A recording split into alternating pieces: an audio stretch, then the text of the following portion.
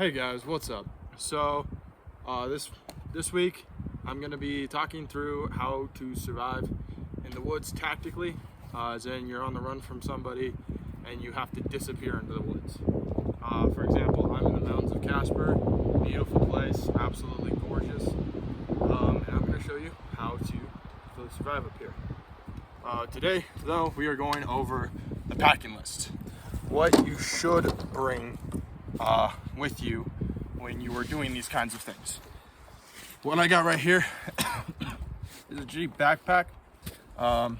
What is suggested is a 3-day ruck. That's what we use in the military. But we're gonna go through and I'm gonna show you what I pack usually. So what I got in the top right here is some paracord, and then I have just some thicker cord rope, just cordelette, I think it's called. I have that in the very top pouch because it's small pouch. And then in this pouch, I usually keep MREs, but I'm only going to be out here for 2 days. So I only have my hammock and its straps. That's what I have in here today. But if I would actually be doing this, I would have 3 MREs since I'm going to be out here for 3 days. And then in this front pouch, we have your clothes. So pack a ton of socks. Socks are super important. I'm out here for 2 days, so I packed 4 days worth of socks. And then make sure you pack underwear because chafing is a real thing. I'm not going to show you guys that. Pack underwear. Chafing is a real thing. And then t-shirts. If you're trying to disappear into the woods, choose neutral colors. This is a little brighter than I wanted it, but it's a good neutral color. Pack shirts, because if you get wet, you're gonna want to change, things like that. I also have in here what we call a waffle top. It's called a waffle top because if you look, it has a waffle pattern. This isn't the one that we get in the army, but it does the same thing. Plus you can wear this one on the outside. And then pack another pair of pants, again, a neutral color, so that you can blend in with your environment. Okay, on to the next pouch. In this last pouch, the biggest pouch, we have a tarp and we have a sleeping bag. Usually you would pack a sleep pad. Since I'm gonna be up here, I have my hammock, not a sleep pad. But you want a sleeping bag and a tarp. Try and find a sleeping bag. This one has orange on it. Again, this is a teaching video, so I'm not actually, worried about if people see me or not. But I can make the orange disappear. I can flip the bag inside out. There's a lot of things that I can do to make that orange disappear and blend in with my environment. And then the tarp, I have a brown tarp because brown is probably going to blend in better than those blue tarps or something like that. You could also go to a military surplus store and get the camo tarps that we actually use. Used to use before they got discontinued. You can get those. If you do that, find the OCP ones. Don't go for the old Digicam ones. You're not going to blend in. Find the OCP ones. But that is the pack. I'm gonna move that up here out of the way. Don't fall off. Thank you. Now let's move on to the kit, all this stuff. So since I'm running, I'm not gonna have big bulky stuff on me like my plate carrier and all that stuff. Now you can have that. I just won't because I need to be light, nimble. I need to be moving through the trees as fast as possible.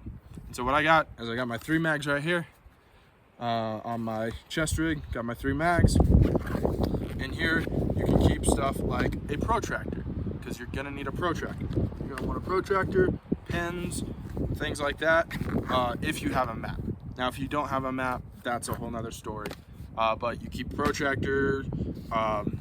You could keep if you got a burner phone or a sat phone, you can keep that in here, stuff like that. Just it's called an admin pouch for administration reasons. And then I got a tourniquet right here. Oh no, I got shot. Pull that thing out, slap it on wherever I got shot, keep moving. So I got my tourniquet right here. I also have, we'll get to that in a little bit. And then 3 mags. I have an extra pistol mag, and that's about it for the chest rig. And then on my belt, I have this pouch right here, which, if you open it up, has 2 more mags in it. And then, if I turn around, I got 1 mag back here, and then markings. So if I am out here and like I somehow get a helicopter and need a ride, I can flag them down with these. I got their IR chem lights, so if the people in the sky are using nods, I crack it, they can see me. Or I got just the colorful panels. And then I have on me extra paracord. It's good to keep as much paracord on you as possible, because you don't know when you're going to need it, and most of the time when you need something, you don't have it anymore. So if you keep extra stuff on you, you'll always have it. Okay, moving around to this side, I have water. In my pack, I would usually have a Camelback with 3 liters of water, but again, I'm doing this up at an area that I can easily get water, so I'm not too concerned about that.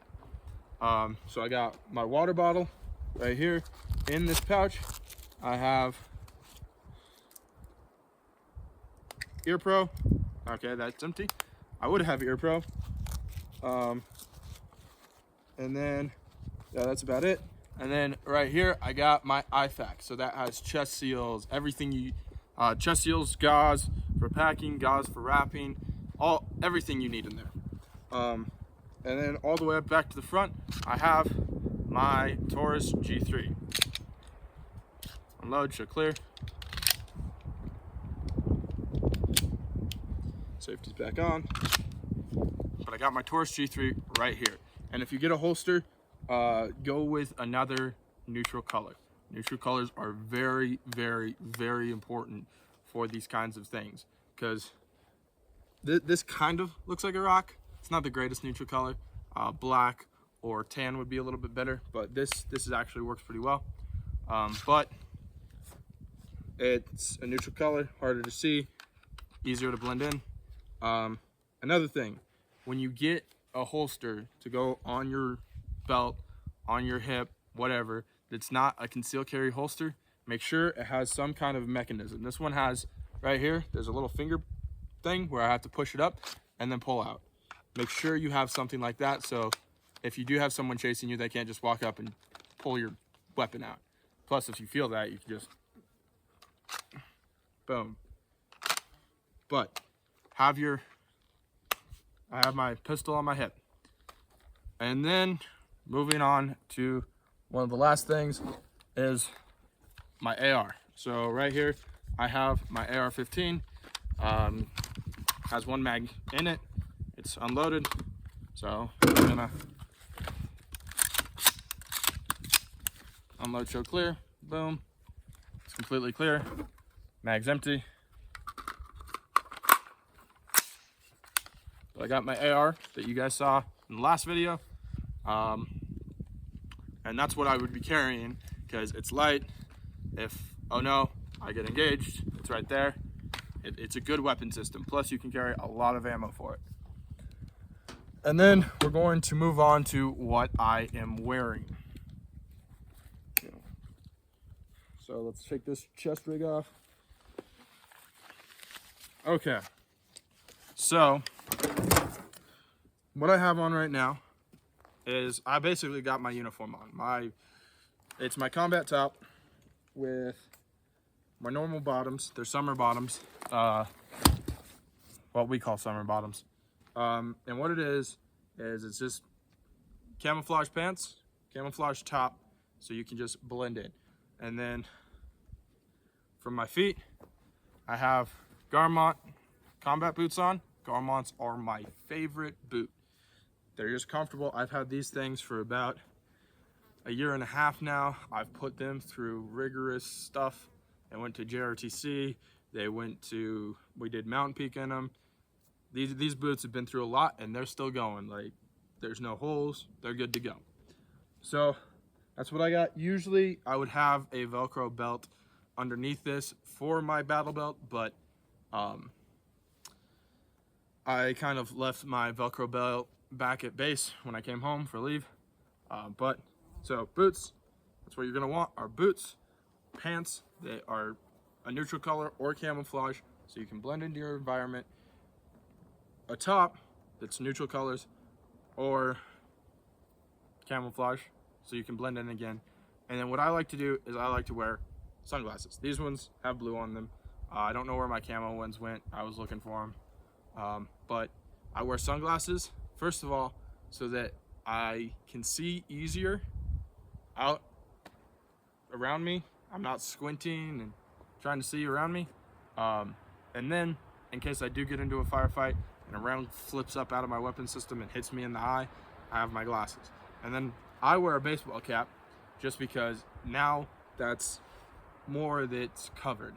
I forgot to get face paint, but when you come up here, when you go and you hide from somebody who's trying to get you, what you should do is cover your entire face with face paint. If you have a hat on or your helmet on, you don't necessarily need to cover your forehead because it's now covered by something. Your hat also keeps the sun off of the top of your head, so less chance of sunburn, things like that. Yeah, that's the outfit. That now we're going to get into what we're going to be doing. Next video.